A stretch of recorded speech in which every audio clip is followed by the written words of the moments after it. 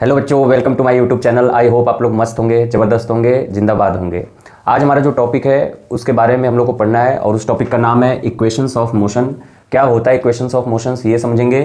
ये एक chapter motion के क्लास 9 से बिलोंग करता है।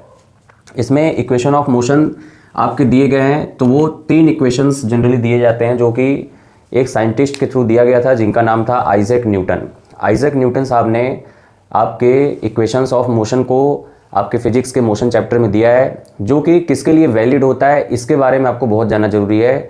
बच्चों को यही नहीं पता कि क्वेश्चन पढ़ लेता है, उस चैप्टर से क्वेश्चन रहता है तो कर लेता है, लेकिन जब एग्जाम में क्वेश्चन आता है तो उसको यही नहीं समझ में आता है कि ये उस क्वेश्चन में इक्वेशंस लगेंगे कि नहीं लगेंगे।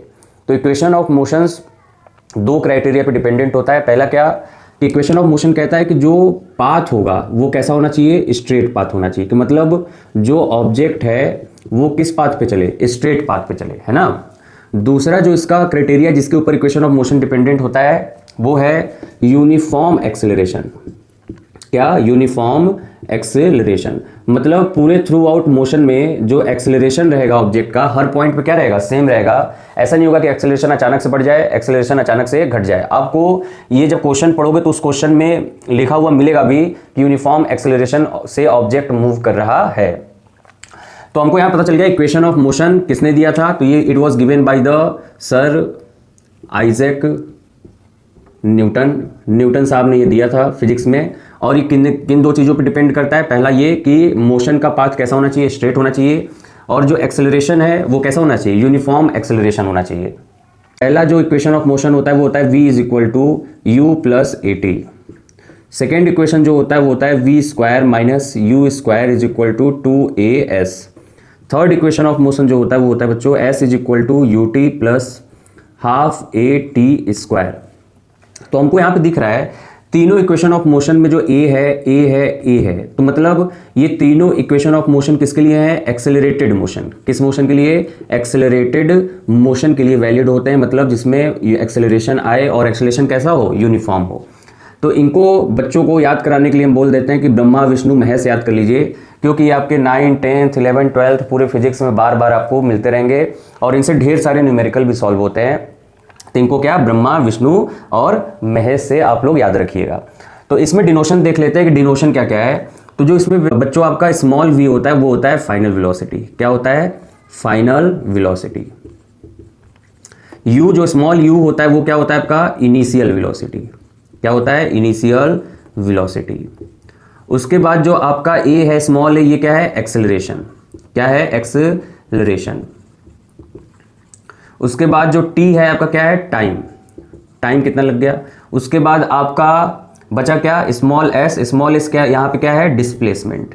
क्या है? डिस्प्लेसमेंट। या किसी क्वेश्चंस में इसको डिस्टेंस से भी दिखा दिया जाता है। किससे रिप्रेजेंट कर दिया जाता है, डिस्टेंस से। लेकिन करेक्ट जो है इस इक्वेशन मोशन के लिए डिस्प्लेसमेंट ही होता है, डिस्टेंस नहीं होता। लेकिन क्वेश्चन दे देता है तो वहां पे आपको ये पता होना चाहिए कि कभी कभी डिस्टेंस और कभी कभी डिस्प्लेसमेंट। वेलोसिटी जो हमेशा हम लोग लेके चलेंगे वो किस में लेके चलेंगे, मीटर पर सेकंड में। ये भी वेलोसिटी क्या हो जाएगा, मीटर पर सेकंड, है ना। एक्सेलरेशन जो लेके चलेंगे वो किस में लेके चलेंगे बच्चों, मीटर पर सेकंड स्क्वायर में। टाइम को किस में लेके चलेंगे सर, सेकंड में लेके चलेंगे। और डिस्प्लेसमेंट या डिस्टेंस जो निकलेगा किस में निकलेगा, मीटर में निकलेगा। तो ये डिनोशन है जिनके बारे में आपको जानना जरूरी था। आई होप आप लोग को समझ में आया होगा। Equation of motion 3 equation of motion होते हैं जिनको आपको याद कर लेना है, रट लेना है आपके एग्जाम के लिए। इसका डिराइवेशन कभी एग्जाम में नहीं आता, इसीलिए आपको बस न्यूमेरिकल लगाने के लिए इन इक्वेशंस को याद होना चाहिए। अब आइए इनको समझ लेते हैं कि इन इक्वेशंस को न्यूमेरिकल में हम लोग लगाएंगे कैसे, है ना। यहाँ पे हमने तीनों इक्वेशंस को फिर से लिख लिया।